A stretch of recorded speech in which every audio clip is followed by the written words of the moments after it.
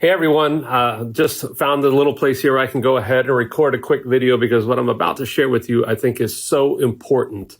I'm going to share with you one simple little thing that if you will employ it, it's something that will make you really rich. Now, no matter what area in your life that you may want to succeed, this one little thing will take you to completely different levels. It's 100% guaranteed. I promise you it's simple, it's little, it's just something that you need to be able to do. Now, this is something, that many people don't like this word that I'm about to share, but the word is discipline. You need to be able to employ little disciplines over a long period of time. Now, I know that I just said over a long period of time, and, that's one thing that a lot of people sit here and they just think, he's going to tell me how to get rich, but it's going to take a long time. But I'm also going to share with you before the end of this video how you can get rich quickly. And every single person can get rich quickly if you'll sit here and you'll take this into consideration. But before I go there, let me just start to share with you some of the things that we're going to be talking about. Practices and disciplines. Every single successful person has practices and disciplines that they employ on a regular basis. And most of the time, those things are very simple things to do. As they get better, it might be hard for you to do, but because they have been doing it for so long, it's easy. And they always start somewhere small. You see, when I first started teaching people how to flip houses, the only thing I did was try to get them focused on the first step.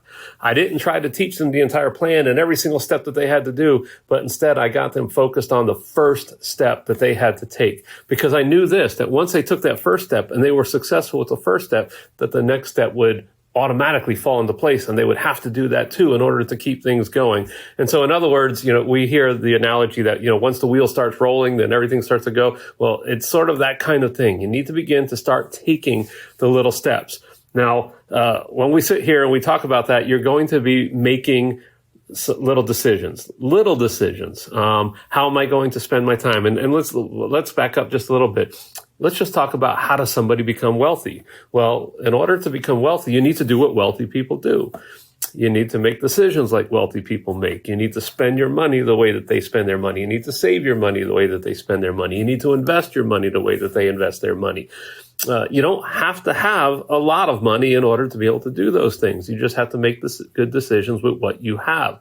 Now, I don't want to sit here and overly simplify this, but you have all heard of the stories of, somebody who's worked at McDonald's and become a millionaire. And you've heard of people who have become millionaires in very, very short periods of time because they make a whole lot more money than the person at McDonald's. But the thing is this. They both employed the same practices and disciplines. And it is absolutely crucial for you to do little disciplines over a long period of time in order to be able to see those kinds of results. And so we're going to talk a little bit more about that. There are a series of choices and decisions that one needs to make over the course of this period of time. And these are areas where, you begin to start educating yourself and recognizing with self-examination, where am I falling short? Where do I need to grow? Where do I need to make better decisions? How do I begin to do that? A world-class musician doesn't become a world-class musician overnight, but I'll tell you in a little bit why they might and why they do.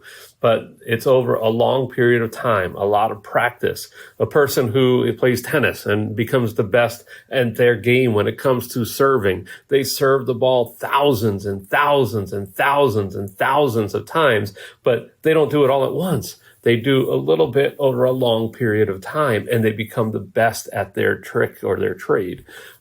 Magicians. I have a friend who's a magician who is considered to be one of the best sleight of hand magicians in the entire world, but he practices his tricks over and over and over and over again to the point where even really good magicians have a hard time picking up on what is it that he just did because it is so incredible. He has practiced it over and over again. Somebody who is fit versus somebody who is not. The person who is fit does the right things, little things on a regular basis, whereas the person who is not fit makes bad decisions on a regular basis. They don't make the same decisions as the person who is fit. The bottom line is this: they all employ simple little practices over a long period of time. They do it consistently and they stick with it. But when do they become rich? Here's the tip that I want to give you. The moment You can get rich overnight. You can be fit overnight. You can be successful overnight. The moment that you make the decision and the commitment and you say, I am going to be rich, I am going to do all of the things that a rich person does, you are already rich. You should not even be saying, I am going to be rich. You should say, I am rich, and therefore I act like a rich person. In that very moment, when you say, I am fit, and I am going to do what a fit person does, you have already arrived. It's just the fruit hasn't produced yet. All you need to do is start continuing to do what a rich person does, what a fit person does. And you do that over the course of a long period of time. And the fruit is just going to continue to keep on developing. And the longer you do it, the more fruit that's going to be produced. The more that you work out, the more fit you're going to be. The more you invest wisely, make wise decisions with your money, the richer you're going to be. And over a course of a long period of time, you're going to see the fruit of that more and more. But the moment you make the decision, the moment you make that commitment, you have already arrived.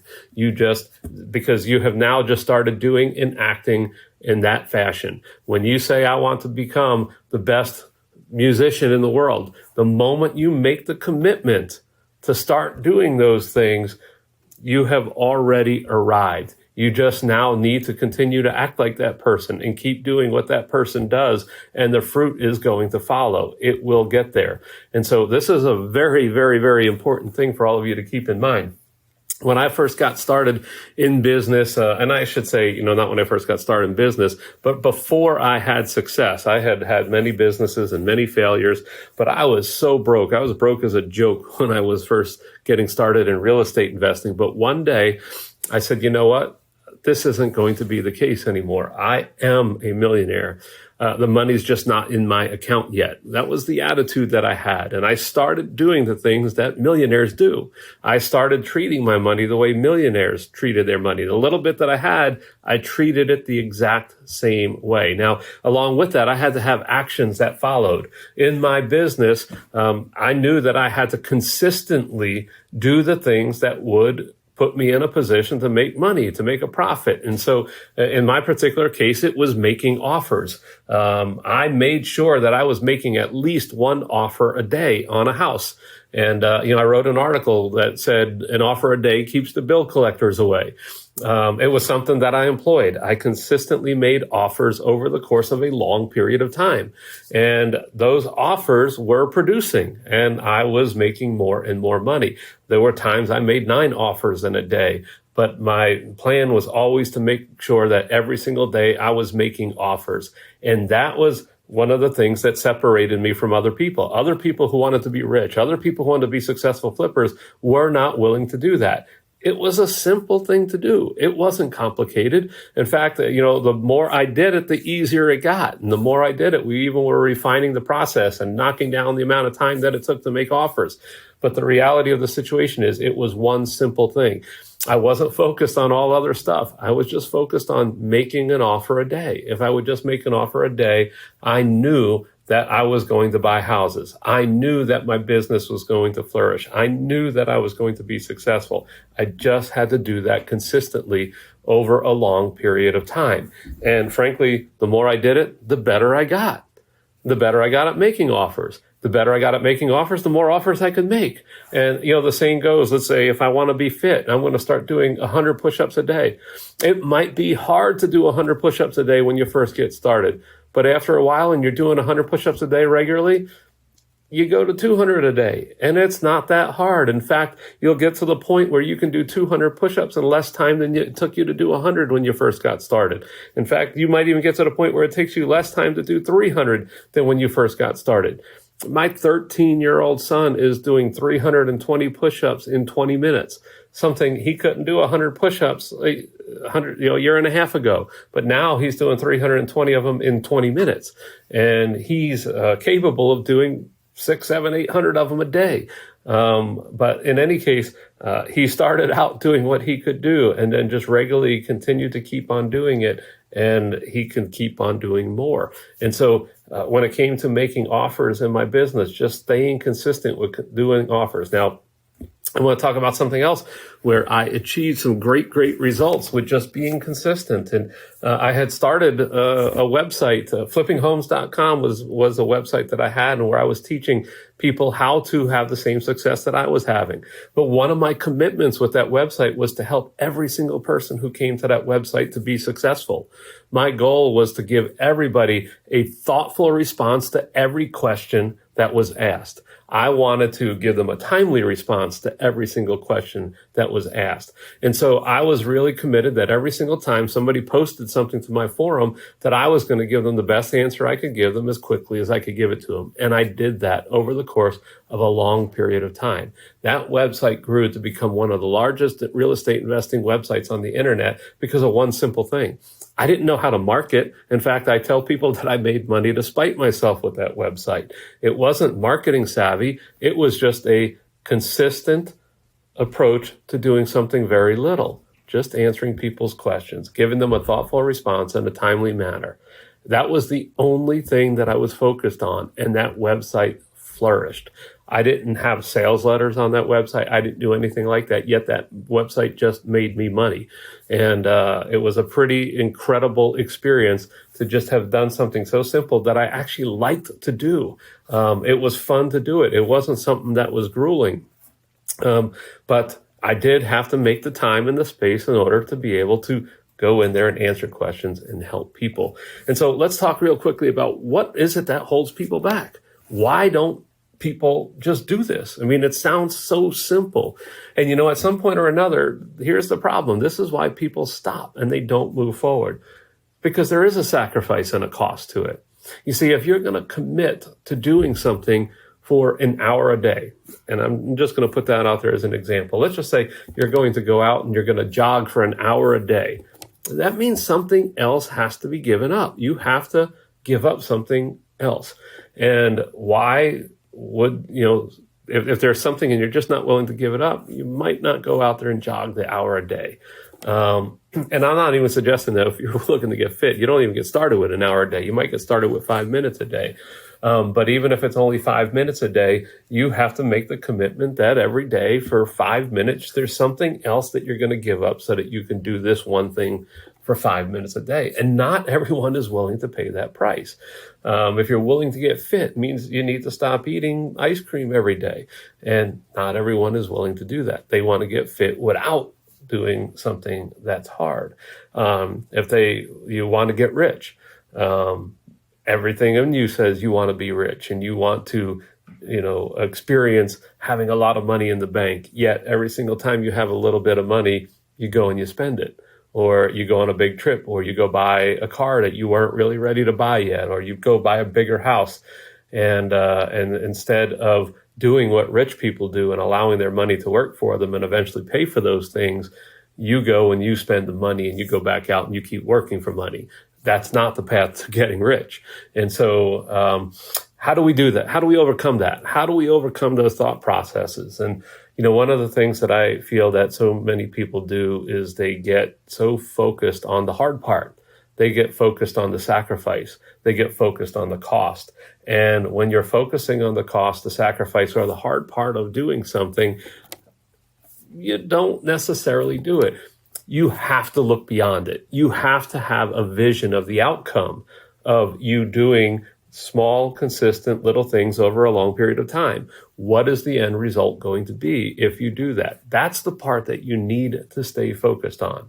You need to just embrace that. And so I'm going to give you just a quick little story here of a guy who I've been coaching, for quite some time. And we were out together on a missions trip in Guatemala. And every year I would bring down a group of people who I coach with me, and we would just go in and we would serve. But we would always have a fun day while we were there.